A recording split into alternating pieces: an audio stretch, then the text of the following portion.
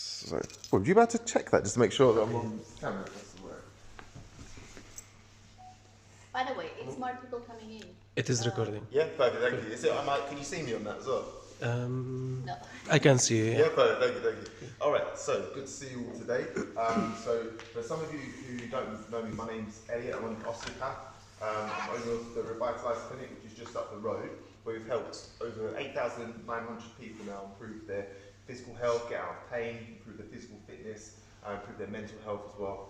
And everyone today, and obviously the whole of DFC, after this seminar, actually you've got it for anyway, but you get 10% off at the clinic for any of our clinical services, so you're welcome to take advantage of that next time that you're in. All right, now we're going to be talking first off about nutrition today. So, being an osteopath, so my role as an osteopath is to get people pain-free, right? But the way that we view things as osteopaths, which might be slightly different to traditional medical training, is we look at the whole. So we are saying that if this individual has health on their side, then they are less likely to be in the situation that they're in, which could be in pain, could be that certain tissues aren't as resilient as they could be. So we have a phrase called go towards health. So what we're going to be going through today is, when it comes to nutrition, how do we go towards health first? How do we make sure that we're covering the basics as much as we can? But then after that, how do we make it specific to you as fighters or martial artists or athletes or just avid exercisers, right? Then we're going to make it specific to anyone who's actually competing. So how do you do an effective weight cut? How do you make sure that when you're cutting weight that you're keeping as much of your strength as possible? And we'll make sure that the advice is specific to combat sports, because the energy systems used in combat sports are slightly different to, say, other sports, right? And then after that, we're going to go through the anatomy of joint submission, or the anatomy of just the anatomy of submission. So, you know, what you're looking for underneath your hands and how you can tweak certain things here and there to get more out of it. All right, so as I said, preparation for nutrition starts with a very general goal. But if we look at a pyramid as an example, right? So with a pyramid, the wider the base of the pyramid, the higher the peak of that pyramid. And your health is the same. So the more solid your nutritional health is at the bottom, the more that you can peak. Jiu-jitsu would be really the last, say, tier of that pyramid. Underneath that, you've got your general health, your cardiovascular health, ventilatory health, joint health, muscle health, all which are related to nutrition. And there's certain principles that we want to abide by when it comes to nutrition.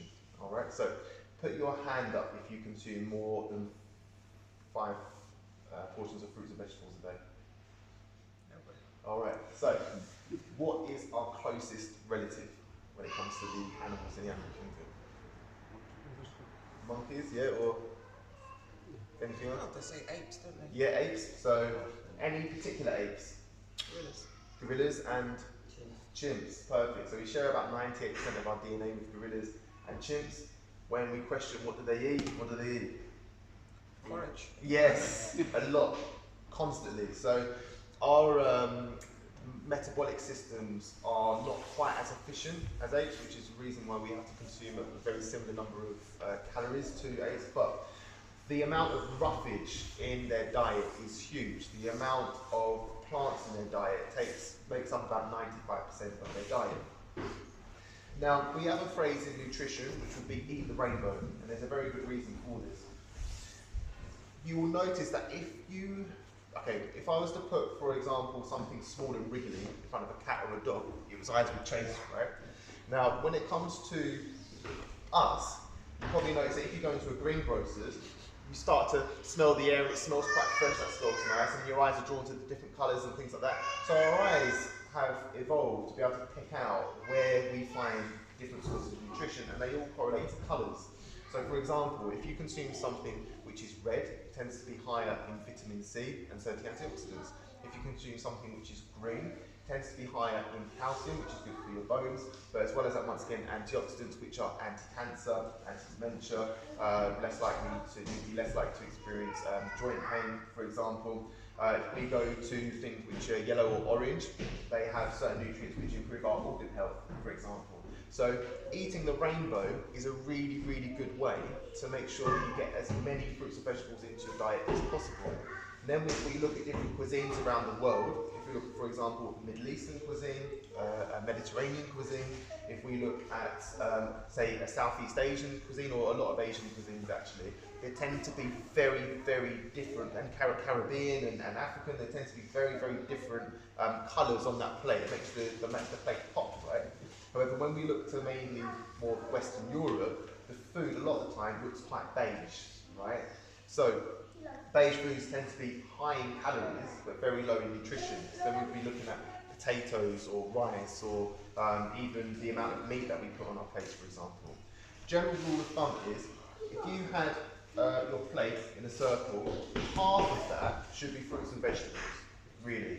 So if you were to do that very quickly, you'd go up to beyond five portions of fruits and vegetables a day. Then about a quarter to just under a quarter should be carbohydrates. So they tend to be foods which are beige or white, such as rice, your bread, potatoes, etc.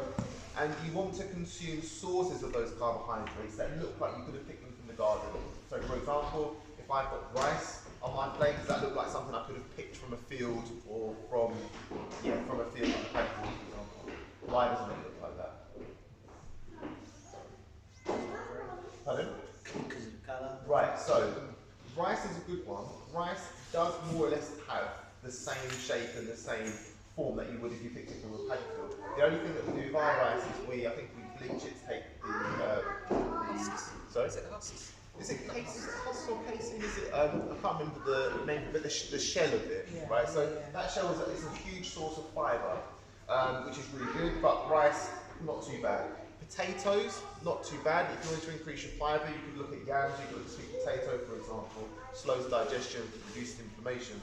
Then we've got something, for example, like bread or pasta. Does that look like wheat? No. So you see how the more processed food is, then the further it gets from looking like you could have got it from your garden. So try and look like as much of your plate as possible you could have picked from your garden. When it comes to that remaining quarter, that's where we're getting our protein from.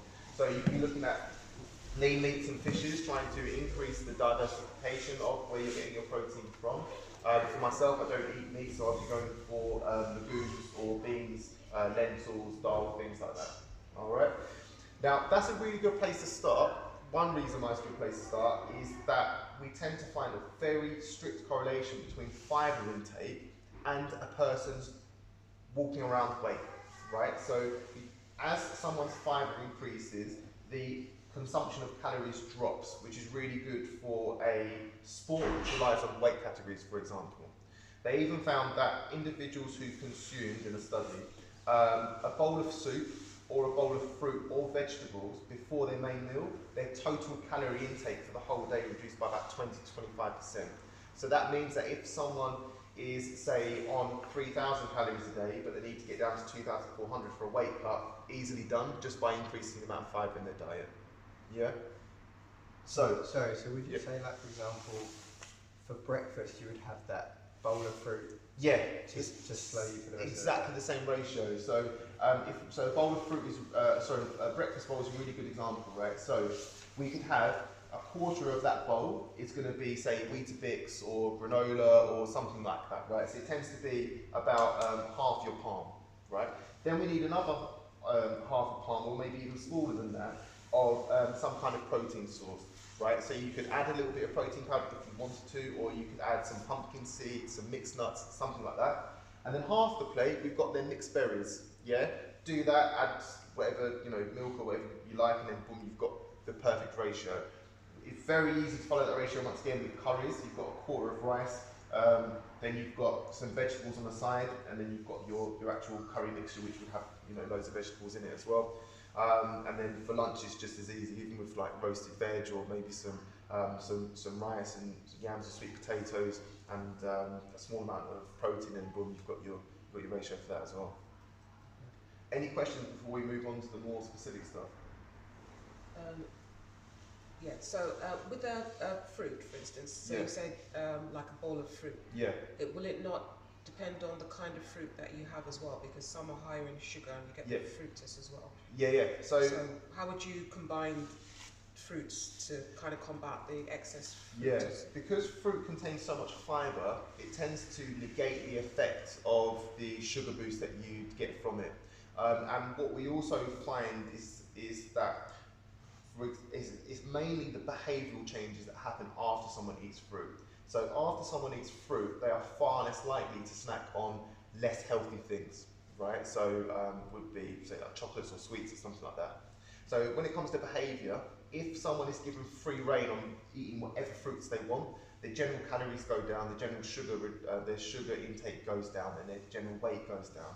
Now this is a bit different for someone who is, say, competing in a weight category sport. If you are looking to get into a certain weight range, then you would be looking at low GI fruit. So glycemic index, the amount of an effect that something has on your blood sugar levels.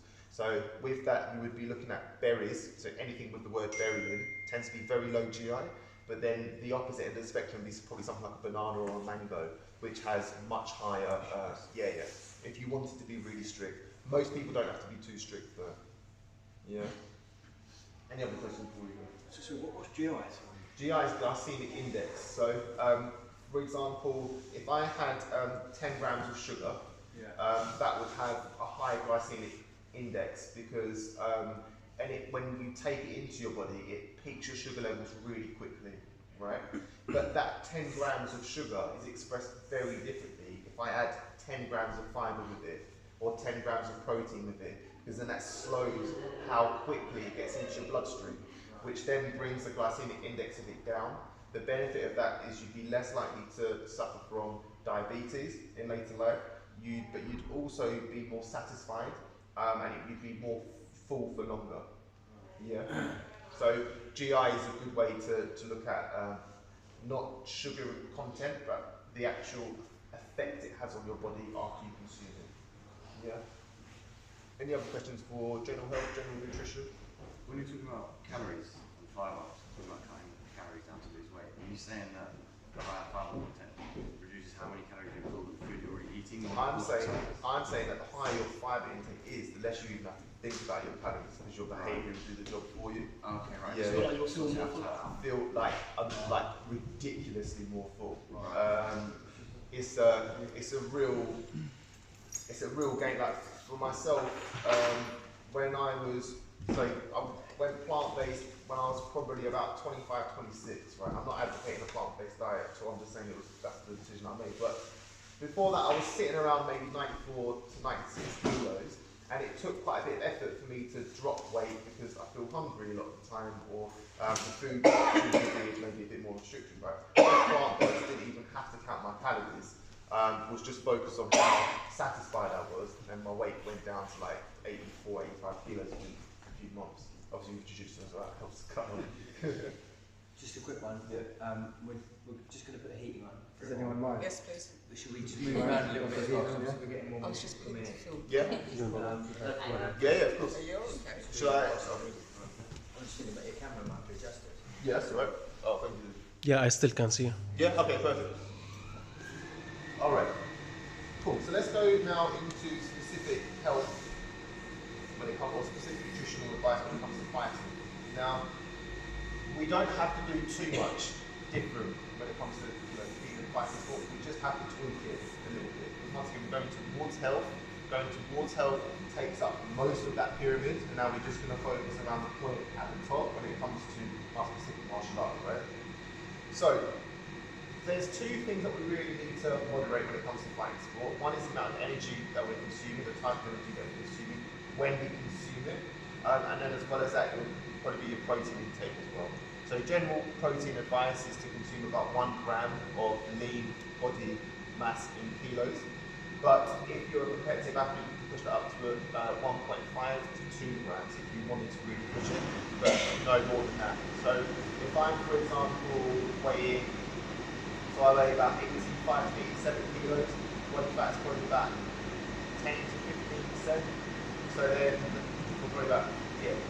So then my lean body mass is about, say, 80 kilos. So then if I consume around 120 to 160 grams, job done. Alright? Now, the other thing that we need to look at is the energy that we consume. So, sorry, first of all, just to go back to protein. The benefit of protein is it builds our bodies, it helps us recover from training. But the other thing is it has, within the right context, an anti-inflammatory effect because it lowers our stress hormone release. So it means that we sleep better, feel better in ourselves. So that's one of the reasons why we look at protein. When it comes to our carbohydrate intake, the best way to go about this is if you're trying to maintain your weight, is to just have certain behaviours that you change around your training. For example, the research would suggest that the right balance of carbohydrates per hour of training is about, if you're trying to maintain weight, 30 grams of carbohydrates, which is 120 calories, with 500 millilitres of water. So you could use, for example, maltodextrin or something like that in an added to water, or you could just drink apple juice or orange juice. It has about the same profile. Linseed still has about the same profile as well. But the other thing that we want to add in there is a little bit of protein. And the protein will just work really well to reduce, once again, our stress hormone levels, because our body feels that it has enough energy and enough fuel or enough building blocks to fuel our body and to repair our body. So it's a way that we're cleaning our body, that whilst we're cutting weight, whilst we're doing really hard things, it's okay. You don't have to go into a crazy stress response, you don't have to break pain, you don't have to start creating a ridiculous amount of sleep that you might not need, etc. It's a way of fixing our body to start affecting its survival. The other thing is that we have to, when we're cutting weight, we really need to maintain our strength and conditioning. The reason why is they did a study on runners and they asked those runners to cut weight, and they found that if those runners didn't do any strength and conditioning and their protein intake was low, that about 40% of the weight that they lost actually come from their muscles rather than their body fat. If we increase protein and increase strength and conditioning, we're saying to our bodies, yeah, you have to cut weight, but not from these areas because we need them. Yeah? So that's why when you're cutting weight, the strength and conditioning has to be a priority. Alright. Any questions about that? Okay.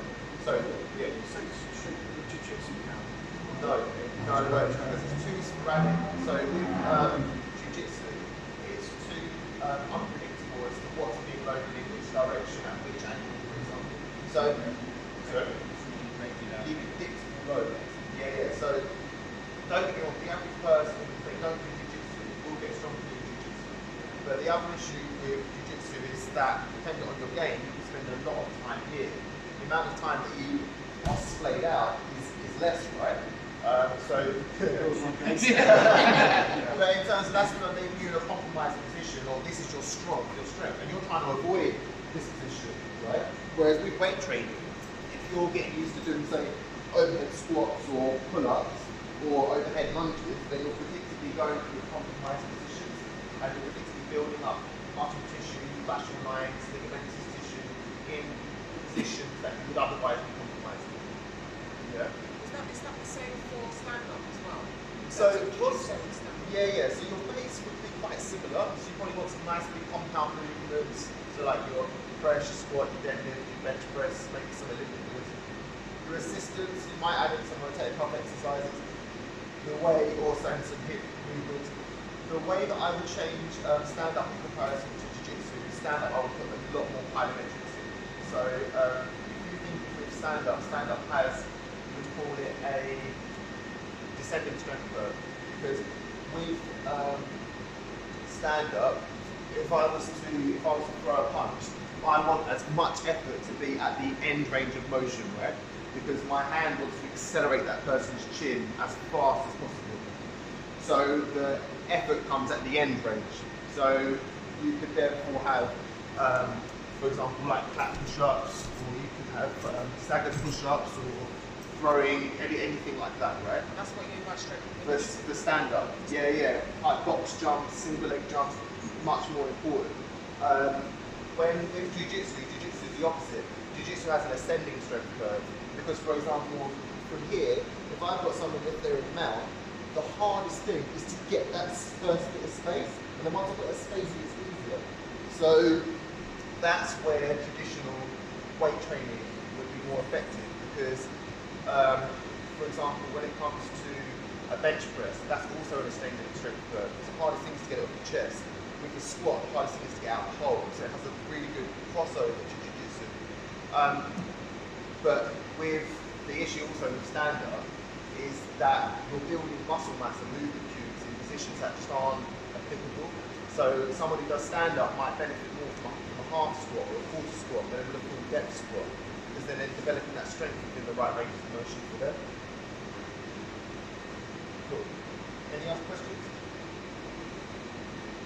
So that concoction that I spoke to you about, 500 milliliters of water plus you then have your carbohydrates and your protein.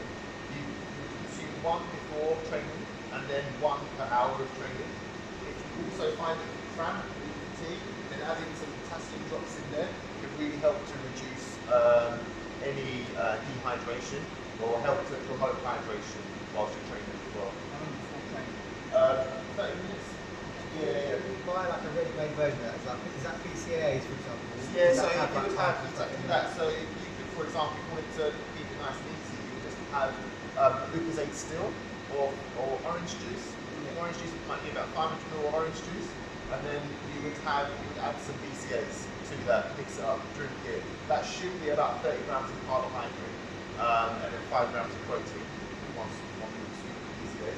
If you wanted to be a bit stricter on yourself with your weight, you would just halve the amount of carbohydrate. Yeah. Cool. All right. So just to go through some associated health benefits that people are focusing on. First of all, sleep.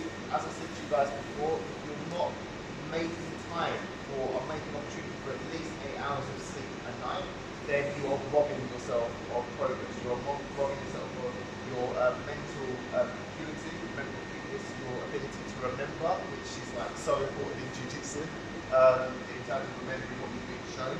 But you're also likely to increase your body's inflammatory levels, which will give rise to more likely to become injured, but also more systemic health issues. So one of them that scares me the most is obviously like dementia, right? So there's been there's 3 world leaders that I can think of who've all boasted about how little sleep they need. One is Ronald Reagan. The other is Margaret Thatcher. Both of them died of dementia, or at least had dementia. And then you've also got another one, Donald Trump, who is most likely has dementia. So, On its way. Sir? Joe Biden as well. Joe Biden, yes, this is how much sleep he has. Okay. The other thing is the less our body has to sustain it, the more defensive the body is. And the way that our body defends, or the way that mind defends itself, is it will start to ramp up its defensive mechanisms, right? Its defense mechanisms. So if someone is hungry, they're sleep deprived, they're tired, they're more likely to experience anxiety, depression, ways that the mind tries, anger, ways that the mind tries to protect itself and protect the body. So if we do what's good for the body, we also do what's good for the mind. One thing that you might want to add in there as well is some probiotics, just to make sure that you've got mind yourself. Alright, last thing before we go into the anatomy of submission. So, just going through weight cut now. Does anyone here actively have to cut weight? Okay, cool. So, we're going to go through just really quickly a really easy format that you can, a really easy template that you can follow, right? So, our body has something called antidiuretic hormone that stops you from urinating, right? The less hydration you have, the higher antidiuretic hormone is. So, the kidneys will start to keep on to water, right? To keep it. So what you do is wake up is, say if you're weighing in on the Saturday, 7 days before the previous Saturday, you start to increase the amount of water that you're drinking 2 or 3-fold. So you're looking at 4 to 6 litres of water a day. And your body will very quickly start to reduce the amount of ADH, and start to increase the amount of urinating. But the thing is that hormones are, neurological information travels very quickly. Hormones tend to linger a little bit. So whilst the antidiuretic hormone starts to reduce, and we're still continuing our increased water intake, we then say 2 or 3 days before the fight, cut our water intake to at least 500 millilitres a day, and we carry on urinating out that excess water. The other thing that you can do is add saunas or say sweat suit runs into that if you did need to cut more weight, but that could just be everything that you need to do. If you give yourself long enough, so like 3 days on reduced water intake, by the time of the fight, the antidiuretic hormone will run back up, so you can rehydrate really easily.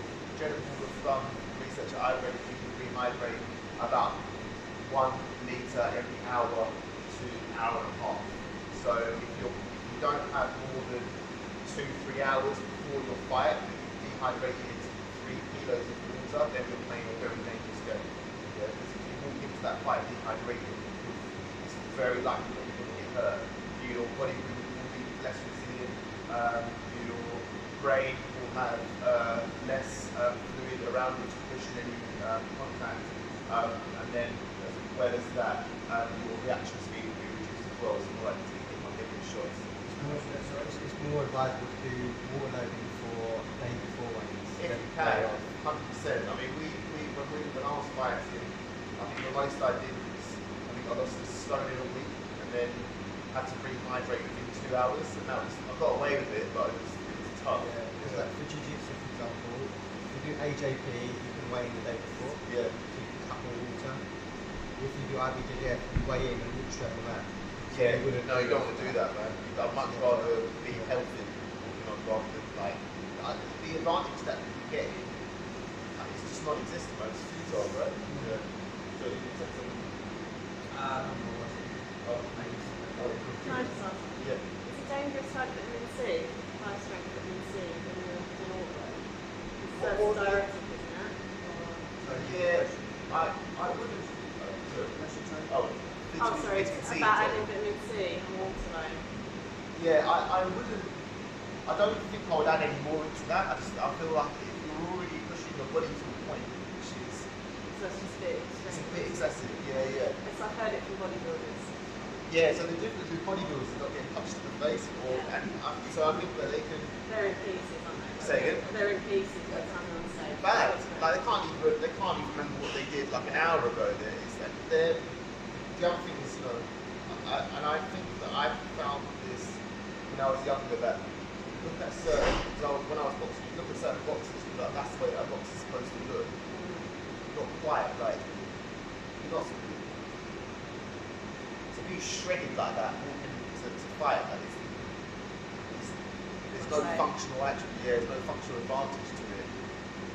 The other thing is when Not even speed and agility. reduce. It's reduced if you're shredded. It would reduce if you're hormonally compromised. Yeah. So that's the other thing, is it takes knowing yourself. Some people, they can walk around really cut and it doesn't really affect them. Other people, their hormone levels would be more optimal if they're at like 10 or 13% body fat, and then some optimal around 4 or 5 body fat. It's not a problem.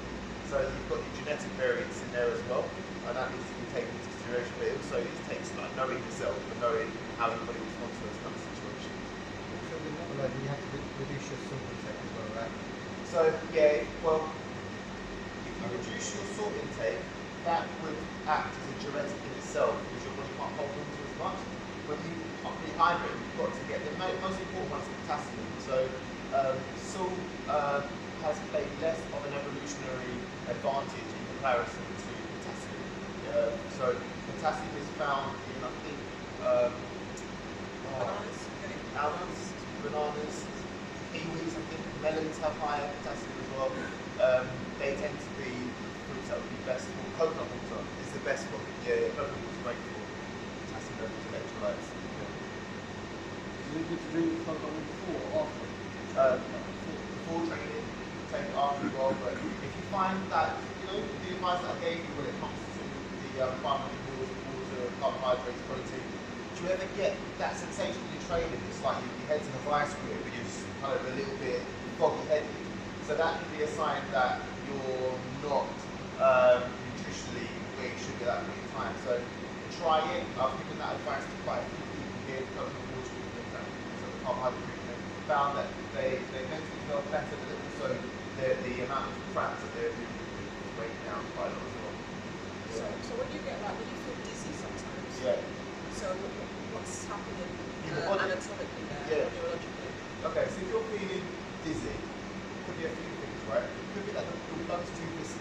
So you become so dehydrated that your blood is turning more into syrup, and your heart is trying to pump blood around the body. It's just not oxygenated as much as it could. Could be that you've just picked up too much lactic acid or too many metabolites, so your respiration isn't, your cell respiration isn't as optimal as it could be. Or it could be that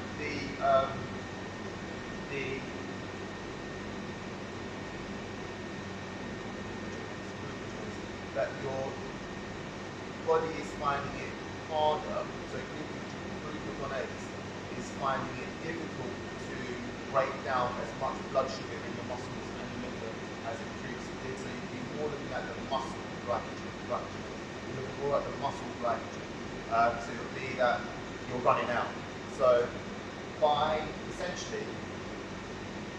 consuming carbohydrates whilst you train, you are saying to your body, let all that glycogen in the liver go, get it in the bloodstream, you've got plenty to go around here, you haven't got to hold on to it.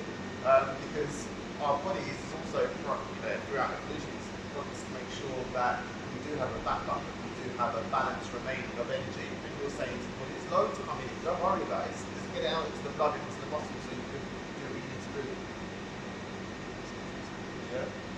Then when you have foggy eyes, like for a few seconds, is this the same situation? If it's for, is that whilst training? If you are working behind the laptop or while training, you know, like two positions. It could be a slight sugar low, but that could actually be the it's not simple muscles, it's your eyes. I can't remember why you take it back to uni, what's it? It could be that the muscles in your eyes are strained. Sorry, say again. No, the nerve wouldn't be affected by activity so much, unless you're looking at like bright lights or you're in a really dark room or something like that. That would be more down to the suspensory muscles that pull your lens tight and you're right. So if they're getting tired because you're looking at one position, one thing for a long time, then that can have an effect. I think also with the screen, the eye can have a bit of difficulty with depth perception because it doesn't know whether or not you're looking at something flat or you're looking at something which has greater depth to it, depending on what you're looking at as well. And while training? While training, then you'll be, so you weight training, right? Yeah. So it'd be mainly down to, it'd be more down to most likely your Valsalva. So if I go like that, what I'm doing is pushing my diaphragm down. So because I compress my abdominal cavity, blood shoots up, and then we can get a bit of a head rush. Yeah, and then. Is that why some people pass out when they're trying to do like deadlifts? Yeah. Okay. So it'll be, so that goes, diaphragm goes down, compress, blood goes up. Yeah, so, yeah. It's also why you can get something called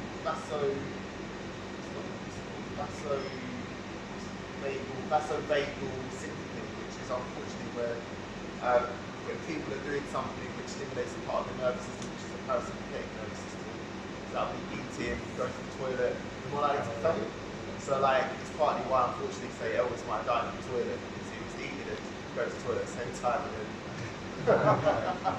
it's put too much of a strain in his heart. And Wasn't it 17 burgers you put he's finishing them off at the time. So the literally goes. Alright, anything else before we move on to the anatomy of submission? Yeah.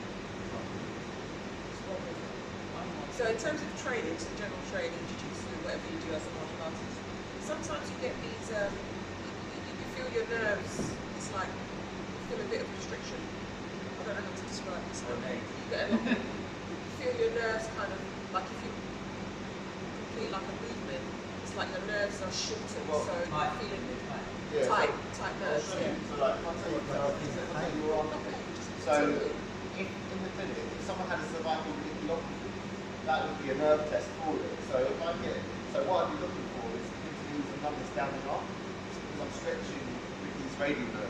So that, what you might be actually experiencing is a bit of neurological tethering. If you are saying that you're in that position, that's when you feel it, you'll be experiencing some nerve tethering, which means stretching the nerve. So you're stretching it too far? Well, it's not, you're irritating it. Yeah. So you'll be like banging your funny bone.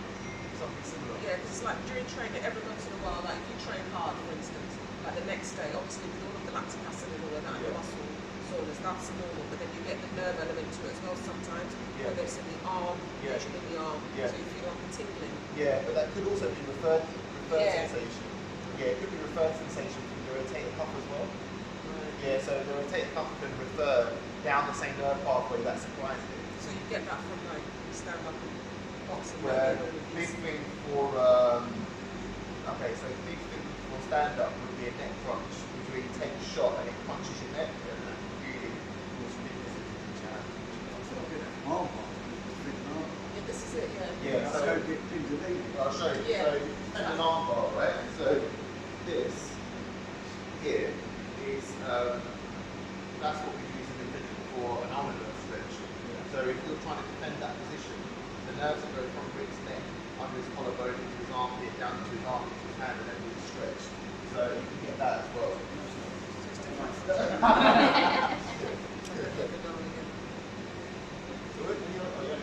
Yeah, timing to be, because like say for example now, you train at 7, finish at 8, or something like 8, finish at 9. PM. PM. Sorry, I know you guys are evening, there's people who train evening. So like you finish and then you get home, should you eat, your body's depleted, Yeah, and then some point of time to go to sleep, Yeah. for example, you So know. the issue is that if you eat heavy before you go to sleep, then it can disturb your night sleep. And it can drain your sleep because it's as efficient. So if you could have your last heavy meal 3 hours, at least 3 hours before you go to bed, perfect. So what might be actually better is to backlog your calorie intake to before 6. Then give yourself an hour and a half, 2 hours to digest it, and then you might have like a smoothie or something after, something high protein, something that's going to help you to sleep. High protein. High protein, yeah, and then complex. So high protein whole foods. So you can even have like broccoli salads, vegetables, things like that. Right, Greek yogurt. Greek yogurt. So let's have a look. So With maybe some like that. So it's just carrier dairy.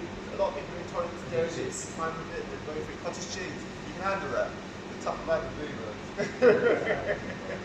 Cottage cheese, yeah, and Greek yogurt. Yeah, why not? Yeah, why not? That's what you sort of after training. Yeah, because the other thing is, you know, if you consume dairy, the effects of dairy is like a sedative, right? So everyone knows that feeling you get after you have a big cheesy pizza. You're like, oh, wicked, sort of like lay down and relax. So, and the reason why is that's the reward hormone, which is meant for the calf, but obviously you're consuming it. So same thing with the baby suckles, they kind of just like fall asleep with their eyes rolled back.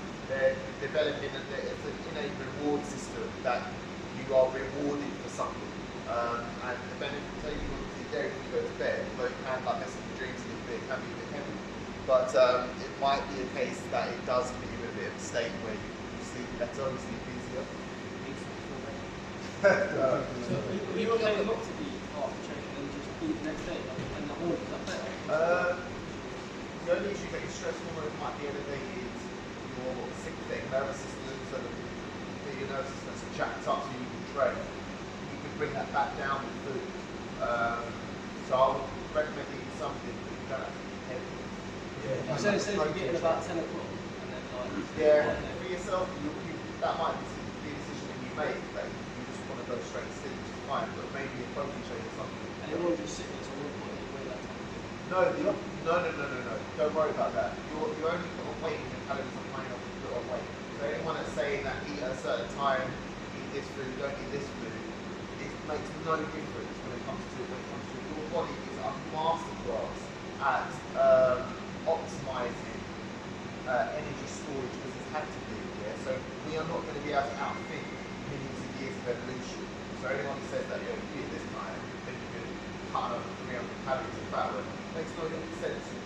What does change is your behaviour. So a lot of these diets, not even cognitive, it's just how you feel with yourself. So, what was I going to say? So, I'll tell you, for example, Atkins diet, right, or carnivore diet. Oh my God, I've gone on it, I feel fantastic, I've lost loads of weight. Yeah, but when you reduce your food intake to a single source of food, you generally eat less. Just like if I said you consume as many calories as you want, here's a bag of sugar, you'll probably lose weight because your brain varies, because variance brings also nutritional benefits because you're consuming a multitude of nutritional sources, right? So yeah, don't worry about that, about timing. Just make sure that you get the right calories in, or the right foods in. I'd say the right whole foods would be the best way to go about it. So if it's, you said that don't eat after, will that affect like recovery? Your muscle is still. Yeah, but remember, if you consume enough calories or enough protein earlier that day, you've still got to eat this. Yeah, your body couldn't do this. You know you look at it. So, What ritual stuff in? yeah, the issue with so we're naturally not very curious species. We naturally want to discover things, but the low-hanging fruit of discovery has already been done, and there's a lot of people who are trying still to discover things without putting in a ridiculous amount of scientific effort. Right? For us to know anything new about diet and nutrition, we're probably going to have to partake on a ridiculous amount of scientific effort. It's not going to be some dude saying, my pints of this. It's also Exactly, it doesn't work like that. Our bodies are a masterclass, and everything that we've gone through here is not about cheating the body, it's about respecting the body's methods, respecting what millions of years of evolution have given us, and how we can make that work for us within this context, not how we are thinking it happen. Alright, any other questions? Cool. Alright, sweet. Should we go on to the fun stuff? So that'll be sufficient. Okay, cool. So, what we'll do is, it might be good to go in pairs actually, and we're going to go through, well, we can pick your favourites, or we could go through the different structures about the body, for example like carotid arteries in the neck, where they are, how do you find, yeah? As long as we use Danny's and dummy. I can show you. I can show you. Yeah, I need someone to show the submission. Yeah. Okay. Should we start with the neck? Yeah. Yeah, Okay. go head down. Yeah. Toes. Don't want to huddle round. How fast? Yeah, you've got to get that leg, see that leg. Do you want to use me and Danny's as a dummy, or do you want to do it? Yeah, if someone wants to, in fact, if someone wants to lay down, I'll demonstrate. That should be fine. Alright, so when it comes to, what do you call it? Is it a choke if it affects the carotid arteries as well? Blood choke. Yeah. Nice. Yeah, because we're doing chokes as well. So let's do a blood choke, and then we'll do like a wind choke as well. Alright, sweet. So these two here, like these are carotid arteries, right? So they go more or less straight from the heart to the brain. So when we're doing a blood choke, we're occluding these arteries. So to occlude these arteries, we need to know where they are. So if I have someone lay down for me, please. That's what I need to. If I grab your list. Alright. So from here, if I take your head and relax your head for me, please. Relax your head. That's it. So if I then place my hands here.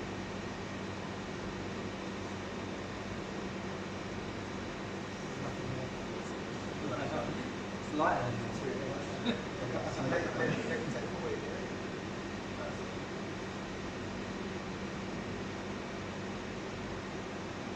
There, you feel like a slight pulse.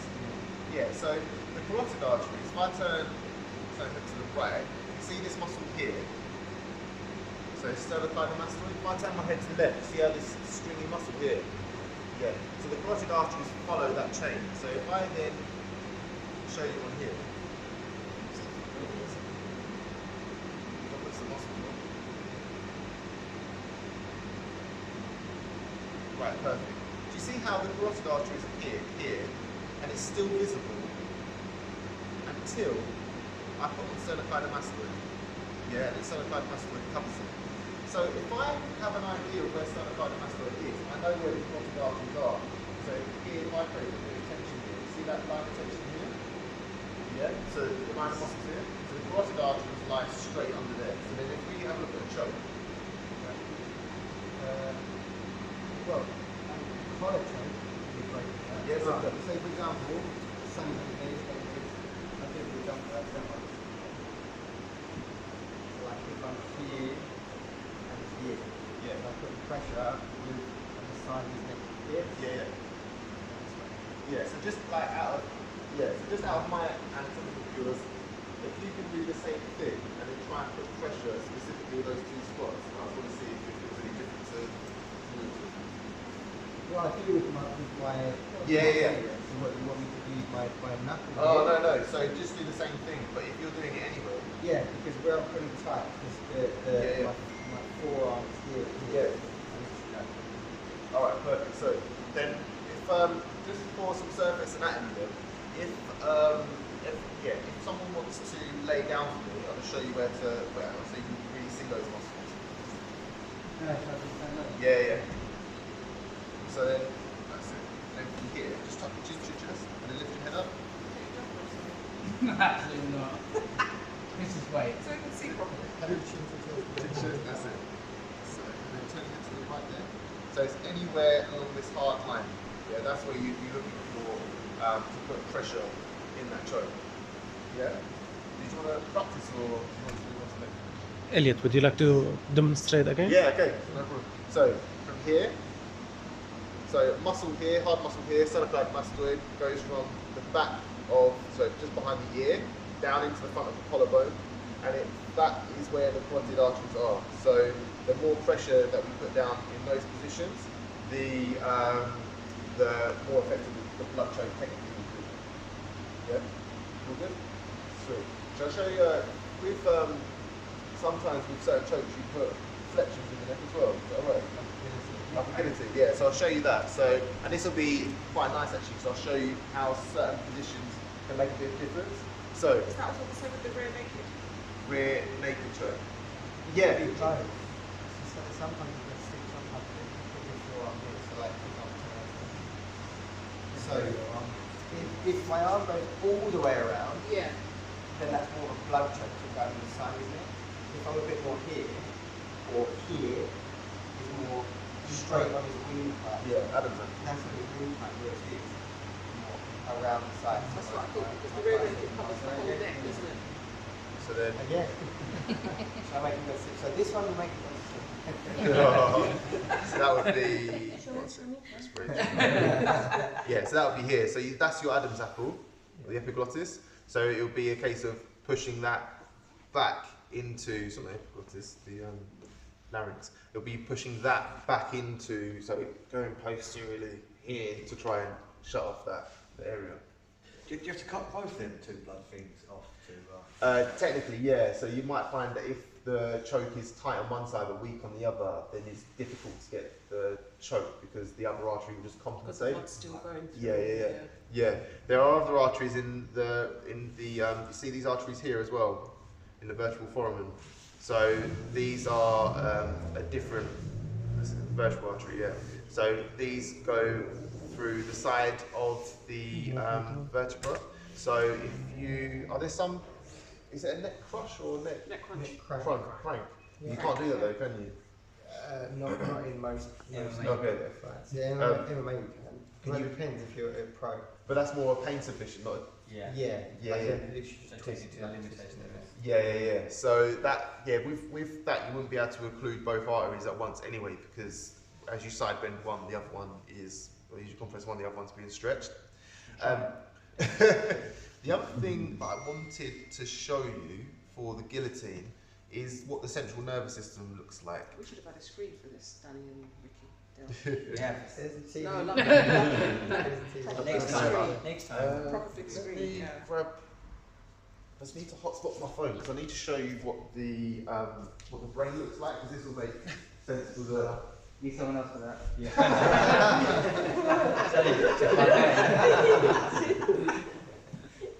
Where's my phone?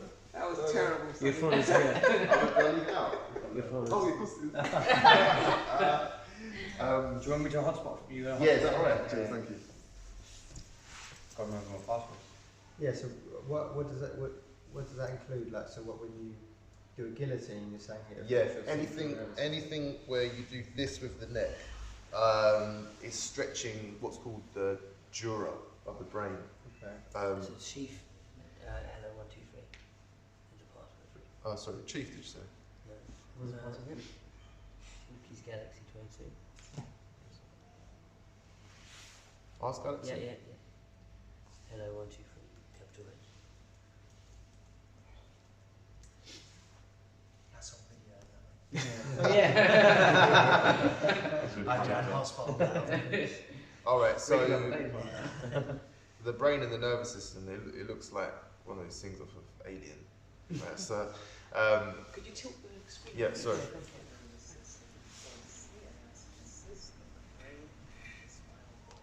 Okay, so all of that is wrapped in something called dura, and it goes all the way down the upper back and into around L1. So L1 would be your mid back, right? So I'll just show you, if someone can just demonstrate a guillotine. Right, just the position of what I do to his neck. Yeah. So I do this to his neck. Right, so what you're doing here is you're also taking the crinkles out of the neck here, right? So if we have somebody's head here, we've got a nice fold going through the dura. So the dura has a crinkle where it's relaxed. With a guillotine, you're stretching because you're taking where it attaches to the brainstem and you're lengthening it further away from the upper back, and then the traction makes it stretch even more so. Now, are there any positions where you put a guillotine on where someone's legs will be straight or hips are straight? Standing up. Yeah. If you're taller than him, yeah. Yeah. So if If they're lying on the back, You can do it on mount, but then their legs aren't necessarily straight. They bend their legs. yeah, but even with mount, so do you want to demonstrate your video? Yeah, but I mean, you don't really control their legs in a guillotine. Oh no, it's fine. You don't have to control them, but you might be able to use them as more leverage to make it feel more comfortable. Yeah, standing and you lean back. Yeah, you could, but again, you've got to be taller than the person. Yeah. If they're taller than you, then they won't be straight. Yeah. You could do it here. Yeah. I guess as well, you could do it from now. If you go now and you grapevine their legs. Yeah. Say for example, I've got like a guillotine here. Yeah, but like you do this on their legs. Yeah. So when I've got the guillotine, I can start to do this on their legs. Yeah. So what I was interested in, Sonny, is when Danny starts to guillotine your legs, just that extension of the knees, how does it make the guillotine feel? Right. It makes it feel worse. So like like, it's stretching out. I'll just do a one-arm guillotine. Yeah. So if I do that, does it make it feel worse than here? No, it feels worse than stretching. Yeah. And then even from here, if I was to take that leg up and then do that, Oh, yeah. that makes it feel worse as well. So the reason why. Even when you're stretching it, I'm focusing about like, my legs being stretched. Yeah, so the reason why is the nerves only have so much tension that they can handle, right? So if we have, sorry, say again? Yeah, so the brain is touching the spinal cord, it goes all the way down. Now, the end of those nerves are in my feet. So as I've been guillotined, it's going to feel quite different here in comparison to here, just because you've got more tension pulling the spinal cord down into the column. Now, it might, learning things like this, it might not actually change what you do, but it might change what you're looking for when it comes to the different areas of tension. So what about an arm in guillotine, but it has to do something different? So with a normal guillotine, say you have a cobra, I normally stretch my legs. Yeah, it's the same, exactly that. But with an arm in guillotine, you have to tuck and like fold them up, so I put my knees towards me. And my knees come in and I push his head like under that one. So you're then getting more leverage from that. Yeah. So different way. That one, take my walk. Yeah. You can't do a normal guillotine. Yeah. With their arm in the way. You got your arm in their neck. Do that on one side. Hey, like squash. Yeah.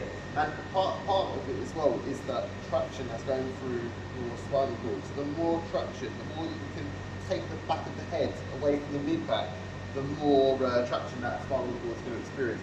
And the only option under that pressure is for the nervous system to call it quits. It's like, stop out. Alright, should we move on to shoulder? Yeah. So I was going to show you the anatomy of the shoulder, and then we'll apply it to the submissions. And once again, this is just to make slight tweaks, right? Are we working our way head, shoulders, knees and toes? Yeah, that did. I want to look at the leg ones. Yeah. Oh yeah, of course. Yeah. A lot of people like, especially with foot attacks, they leave those rather than foot. Yeah.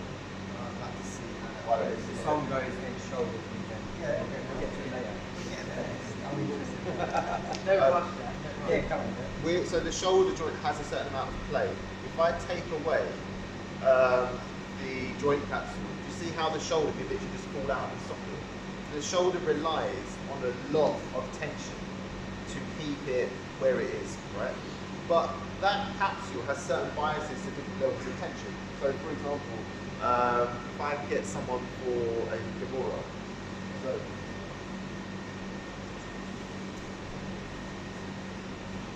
so take this off, that's it. So from this position here, if I purely rotate, see how much give there is in the shoulder, right? Now, the reason why this would work is because the anterior capsule, which you can see there, is starting to be stretched, right? Now, the reason why we give the cue to put the hand in the back pocket is because I am now able to apply pressure downward to get the head of the femur to shift out of its socket, right? And then from here, I can apply more pressure down to here and then push over to here to get that joint to bind even more. So you're essentially reducing the amount of range of motion that you need to get the same desired effect. And it comes with joint play, right? So getting that shoulder to a point where it's binding quicker involves applying different levers. So we've got, for example, one lever here which is internal rotation. If I add extension and adduction into it, see how I'm now getting stuck a lot quicker. Whereas here, I can go all the way back here, and then apply those levers here, and then there's very little you need to go. So it's all about trying to wind up that joint play as much as you can. It's the same thing with the Americano. Is it Americano? Is that right? Americano. Americano, okay, so. A on the end. I thought you go constant. A on the end. A on the end. I suppose Yeah, over that. Americano. So with the Americano, you should be able to apply the same logic, and we do, because is it that you get stuck with the claws in the way of the elbow? Yes. Yeah, that's where the joint play is. So you'll be here. Is that right? Yes. Yeah. Because look, like, when you go to do this, the range of movement, if I just do this, Yeah. his shoulders can move a lot more. Yeah. Than if I drag down. Yes. And Yeah. look, So- he's tapping much. But when you feel the tension come on, Yeah. here. So the reason why is for this ligament here, superior longitudinal ligament, right? So you can see that if this arm is abducted, that ligament gets shorter. And if it's shorter, there's more play. Now if I bring the elbow down, I'm starting to splay that ligament open more and more and more. And then I do the same thing with that external rotation, and that's when you're going to get that joint popping up even quicker. Yeah. So if you're alright, how does that work? Because you've got other ligaments that do, so would you bring it more? yeah, so the hand in the pocket, and there's one thing also that you talk, which is actually more of a joint shear, which is where you put pressure down to the shoulder. So like for example, Like the shoulder pressure, yeah, so from here, the more pressure that I've got in that position, I'm actually getting his head of the humerus to slip out of this joint. So then when if I don't put it on and then I do that, the shoulder's quite free. And then if I put it on and then do the same thing, does that feel like it winds up quicker? Yeah, so much more so. So you're getting as if it was a skeleton, you're getting the joint, the head of the humerus to be proud in the socket, so it's coming out more so. And then with the Americano.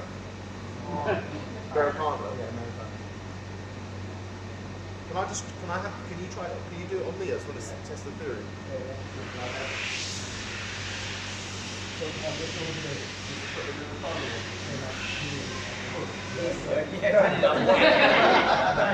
Yeah, not competition, mate. I don't remember it. Yeah. So what should happen? So if we went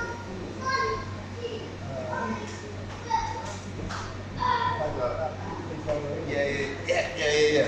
So then it comes foot pressure. Yeah. So then it comes Yeah. So it's the opposite. Yeah, so down. we've got back. Just wait. Yeah, so he is rather than so for the you can even see it. Watch my head of the humerus. See how it sits proud? Yeah, now it's forward. And for the Americana, it's the opposite. So you bring it in that direction to try and get it to pop out the back. Okay. Yeah. So another interesting one is the elbow. So with the elbow, most of the submissions that I've learned so far would be yeah, but also to tear what's called the annular ligament. So the annular ligament goes around the head of the radius here. So if someone puts me in an armbar,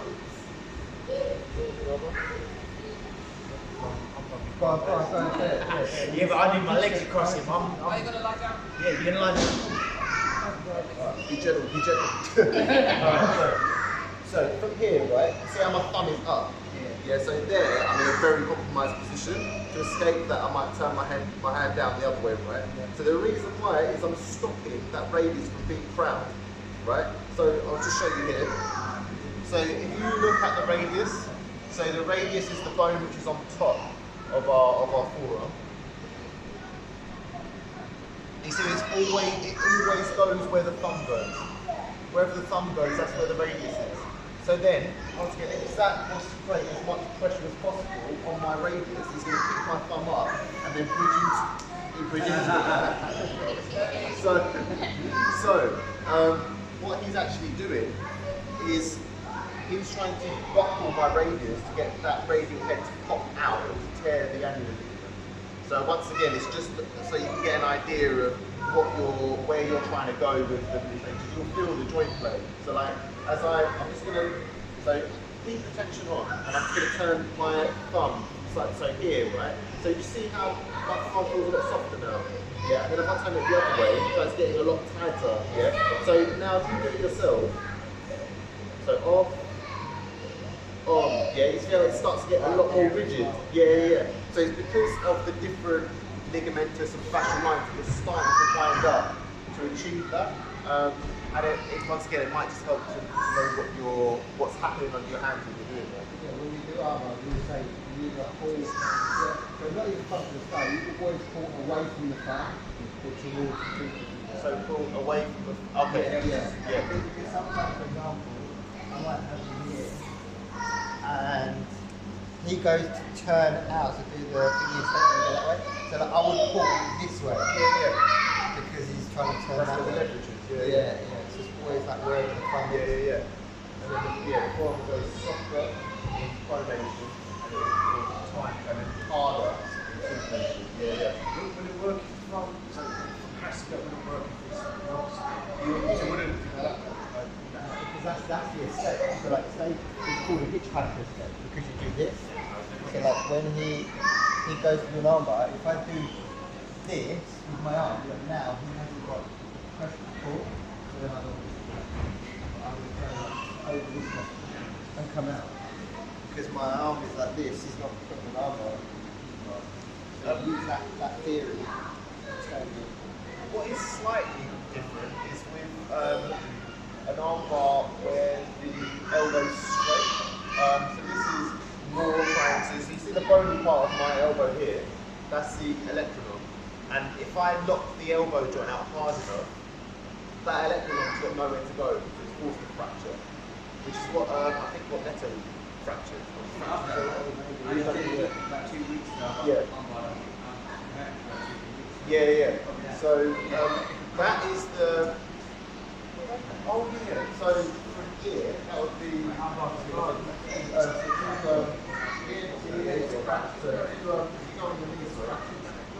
So say exact bases.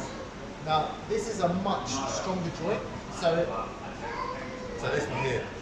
That elbow joint is much stronger. So it needs a lot more force to get it to go right. But I think here, if I was to have a bit of his fabric here, and then bring my knee in here, that's me then using a lot of leverage on that joint. It doesn't, so for this one, I'm not actually going where Zach's thumb is, I'm going right into the joint itself. Is that correct? Yeah, so the other one the other day was, I think the same thing, so from here, so to cut, I think the foot is here, and then just to push up there as well, yeah, sorry. So that's, because the joint is, there's not there's not as much play in that joint. The radius, there's loads of play. With the ulnar humeral joint, there's not much play, it just goes forward and back. So with that one, you don't have to be as specific with the direction of force, you can just get it to lock, no problem, as long as the arm's straight. Alright. Going into the groin, there was one that we went, it's not the electric chair, is it? Yeah. Oh, no, it's not electric chair, Hajgaku. I remember that was, you did that from Turtle, though? Huh? You did that from Turtle, didn't you? Yeah. So, I'll just show you here. So, alright. Just, the muscles in your groin are massive. They're huge and they're seriously strong. But the area... I get hold of the time. The area that they attach to is tiny, which means that leverage, the leverage acts on a very, very small area, which means that if we splay out the area, it gets really uncomfortable really quickly. Yeah. What's it called again? Hajgaku. Which means, what's it mean? You can tell them. Rip your ass. That's the one. That's horrible, man. Yeah, that. So essentially, what's happening? What's happening? Yeah. So even if you look at the connective tissue that's underneath, right, we've got this, the pubic syndesmosis, which would be, is it going to occur? There we go, here, right? So that's a bit of cartilage. And then we've got all these tendons that hold on to the pubic rami that are acting to leverage and to pop that open, right? So when people hurt that area significantly enough and they fracture it and it pops open, that's called an open book fracture because their pelvis opens up like a book. Or not. So, did you want to demonstrate that one? You've done it for this one. I think you're jogging. So, I would get to like this, this way.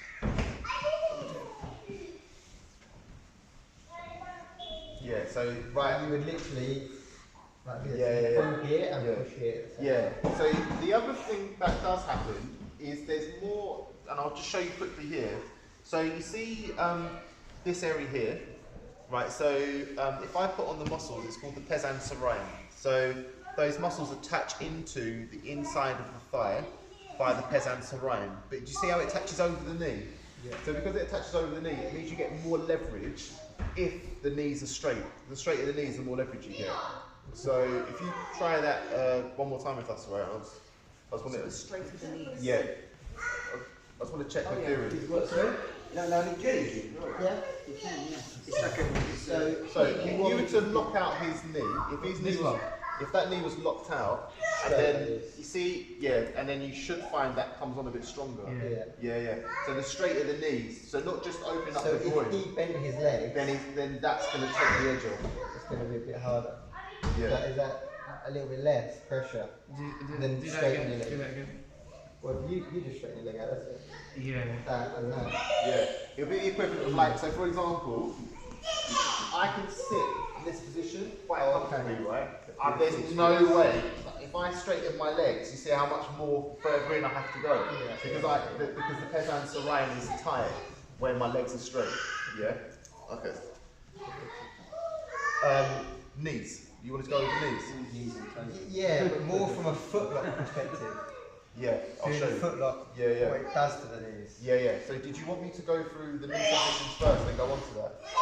Yeah. I mean, is a knee submission not similar to an armbar? Yeah. You're just trying to rupture the ligaments in the knee. Yeah. So the difference with the knees, you've got more rotation than the elbow.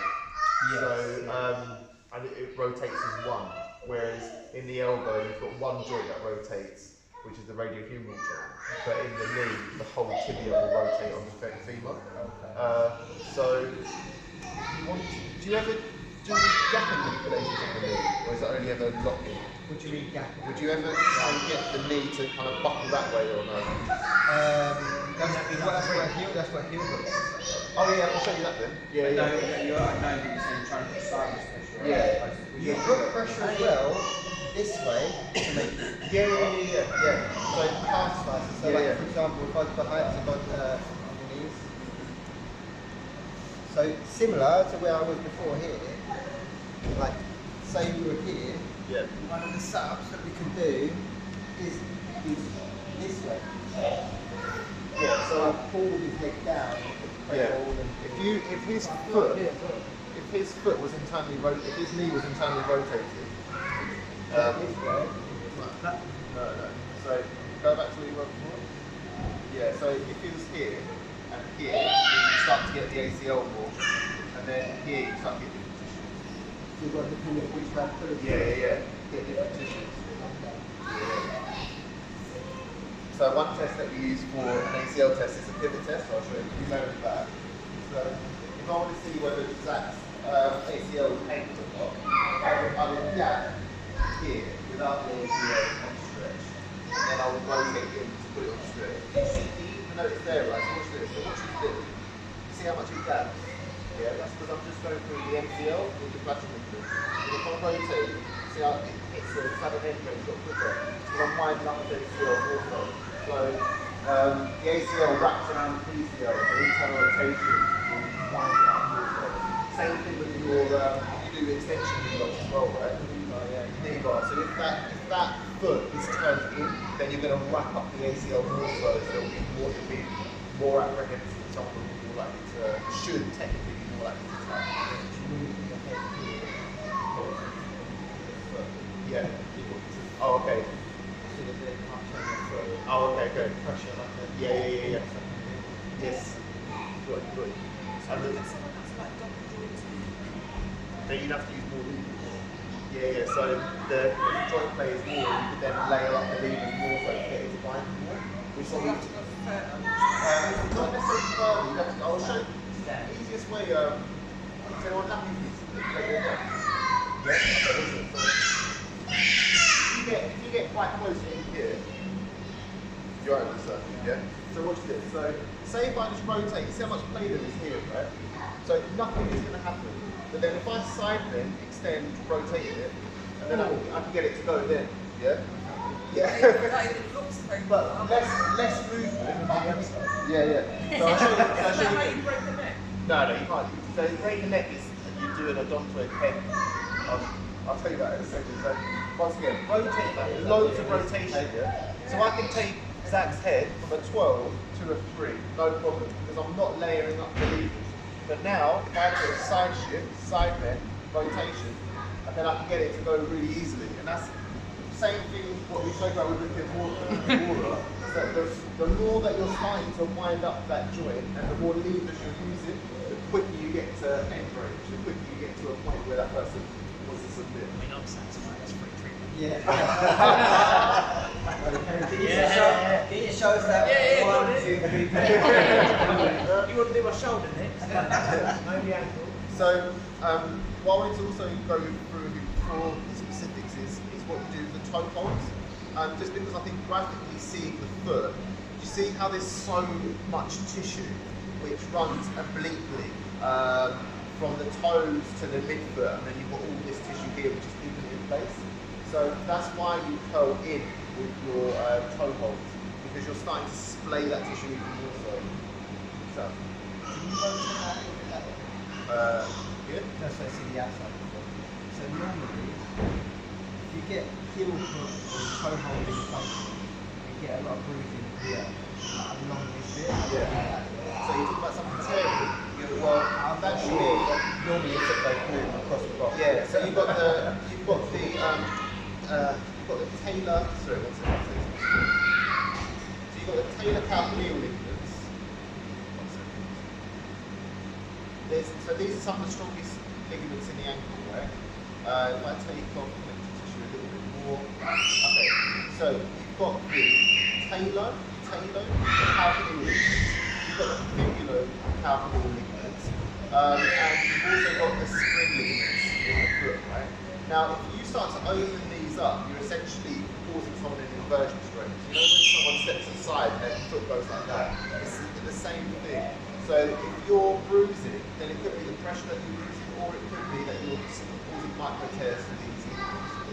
You've then also got the perineal muscles, which work to evert, and they attach to the styloid process of the metatarsal here. So you might even be finding that by that person resisting, they're starting to put micro tears to their muscles as well. I'm just going to show you also why you dorsiflex the ankle when you're trying to do what's the rotation? Rotation is heel hook. Yeah. So okay. So if I can just, yeah. If I can just look at So like a normal heel hook. A normal heel hook. oh yeah. This is fine though. A normal heel hook, you have to keep pressure on them. You must keep pressure. You have to keep pressure on their knee, and their knee line has to be in. If their knee is safe, no matter how much you put in pressure on your foot, they can go to the state. This is the back foot. So like if you start to like turn and bring the knee away, like now, even if I'm here, I'm not going to get a couple of bites on it. So I have to like restrict this part, twisting in this direction. And then with the foot, is the key to keep his foot like that to make any difference? So for a heel hook, foot like this, it's more beneficial to me because his heel is more accessible. Yeah. If you do a ballerina foot, it's harder for me to get a bite on the heel. Yeah. So the reason why I want to talk to you about that is the difference between plantar flexion, so plantar flexion and dorsiflexion in the ankle, right? So with our ankles, when we dorsiflex, the talus goes into the talocrural, right? And it's very, very tight. That's why it's really efficient for us to stand up, because our ankle's in this position and we can rock from side to side and we're using very little energy. That's why it's very difficult for us to stand still on our tiptoes. It's too much different joints. So that's the reason why with the heel hook that it would be beneficial as well if the ankle's dorsiflex, because the sticks in the ankle so more movement goes straight into the knee. Oh, so yeah, you, as a personal client, I want it. Yeah, because more force goes straight into the knee. Yeah. Whereas here, I've got loads of give, and it gives you more movement. For a straight foot, that you want them to be planted. Yeah, and that's different tissue. Because I'm going straight. Yeah. But when you put someone straight foot on, I want to be going back this way. Yeah, and so do you twist that way as well? You can do, but like he wants to put the boot on, so he wants to pose like that. Yeah. It's hard for me to sit down. Yeah. So is that one putting pressure on the knee? No, this one is straight foot. So remember I said that webbing of tissue in the foot? That's going up to his knee. Yeah, so if that's that foot, what's happening is that.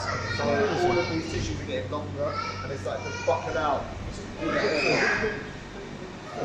trying to pull back, but he's defending by the knee. So what I would normally do is use my lap, go on his toes, and stretch his foot. Like you said, it's twisting part. So it's just trying to create that separation of that tissue and also to try and get the talus to come out of here. So the talus, that's a bit actually. There you go. So if you put your finger there, so that's my talus. So you can't feel it, you can feel it. Can't feel it, can feel it. So as I come out, I'm getting it to come proud out that way. Just like head of humerus, talus.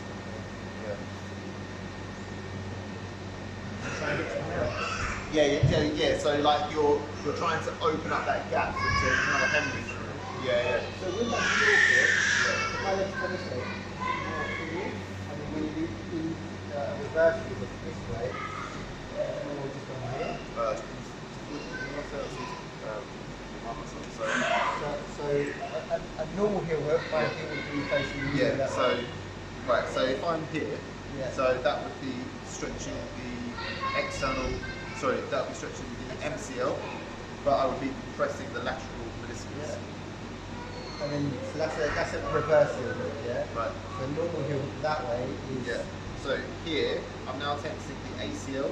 I am slackening the MCL, but I'm starting to stretch the LCL, which is here. Yeah. Does that make sense as well? So yeah, outside of that, here, Yeah.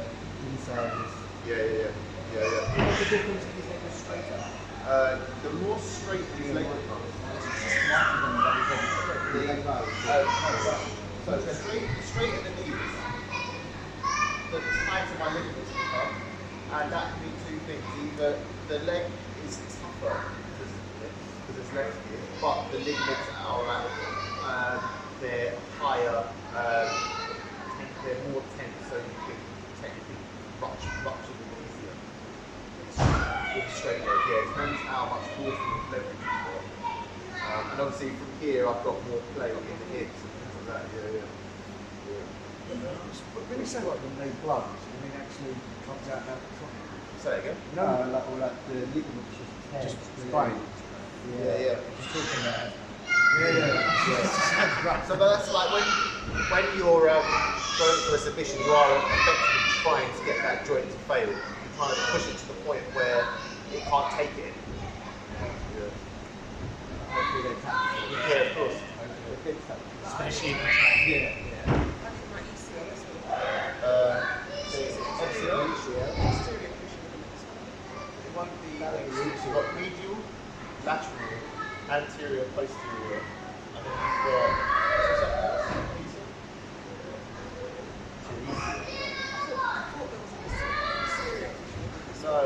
No, cruciate, the ACL.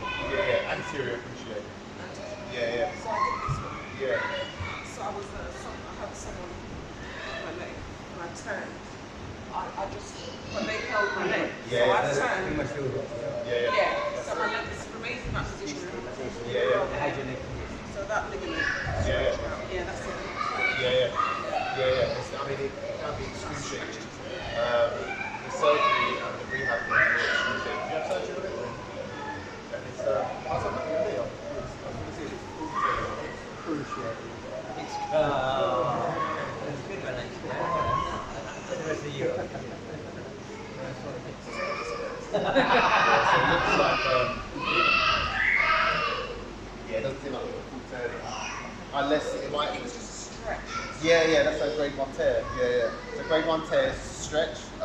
Grade 2 would be, so grade 1 would be like that. Grade 1 would be like that. Grade 2 would be like that, and then grade 3 is like that. So with like the grade 10, so grade 1, can it reattach? Like Grade 1 absolutely can attach. Grade 2 definitely can reattach. Sometimes needs a bit more help. Grade 3 research is now showing that even with a complete tear, there's still hope that it actually will recover fully in the future. And what can you do to help that? Like if it's a grade 1, you're not going to get surgery. No. So for grade 1, what I did is I rested it, so I elevated it with ice and with heat interchangeably, and didn't train for about 6 weeks. Okay, so grade 1 normally is about 2 weeks. Grade 1 is normally about 2 weeks. I wasn't back into full training until after 6 weeks. Oh yeah, of course. So grade 1, you would mobilise the knee, you would add stabilising devices, so like for example a knee sleeve or something like that. You would, as well as that, try and return back to normal training as quickly as is comfortable to do so. And that's it really. You don't need to do too much. You add a bit of proprioception work, like single leg weight bearing work, lunges, but it's the main thing is to manage the amount of activity that takes place. So as someone is resting, their muscle is starting to reduce in size, but they will protect that person when they get back into sport and exercise. So it's really important to make sure that that person is doing things to maintain their muscular strength as well. Yeah, you got a weight bear on it as well. That's it. As soon as it's comfortable also, yeah. Cool. Any other questions at all? All good, yeah? Alright. Well, thank you for your time. Everyone gets obviously, remember you get 10% off at the clinic, so you can help me at any time. Alright? Thank you. Pleasure. Thank you so much as well for helping out. I appreciate it. Thank you.